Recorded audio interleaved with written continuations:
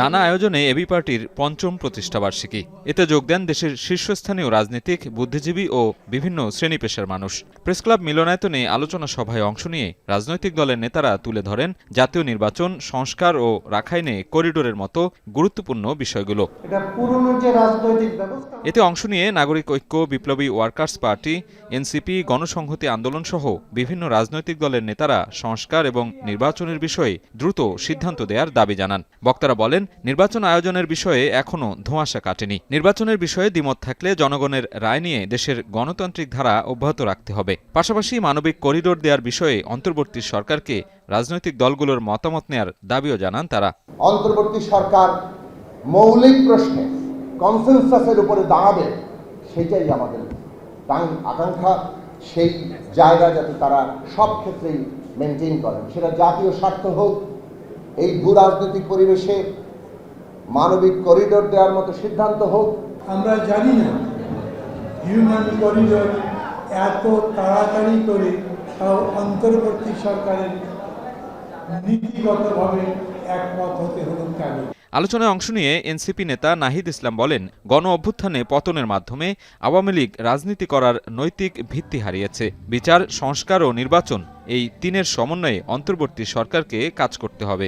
আওয়ামী লীগের নিবন্ধন বাতিলটা এই সময় অতি দ্রুত সময় আসলে করা উচিত। বিচার চলাকালীন সময়ে সাংগঠনিক রাজনৈতিক কার্যক্রম নিষিদ্ধ ঘোষণা করতে হবে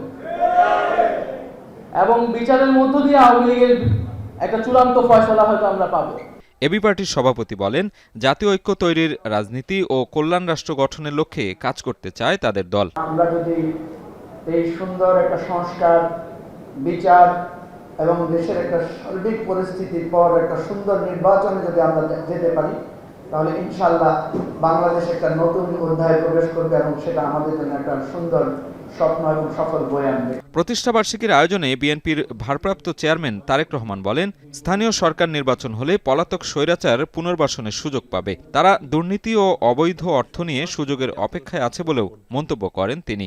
এছাড়াও সম্প্রতি সুকৌশলে রাজনৈতিক দলগুলোর নির্বাচনের দাবিকে অপরাধ হিসেবে বিবেচনা করা হচ্ছে উল্লেখ করে দ্রুত জাতীয় নির্বাচনের রোডম্যাপ দিতে অন্তর্বর্তী সরকারের প্রতি আহ্বান জানান তারেক রহমান।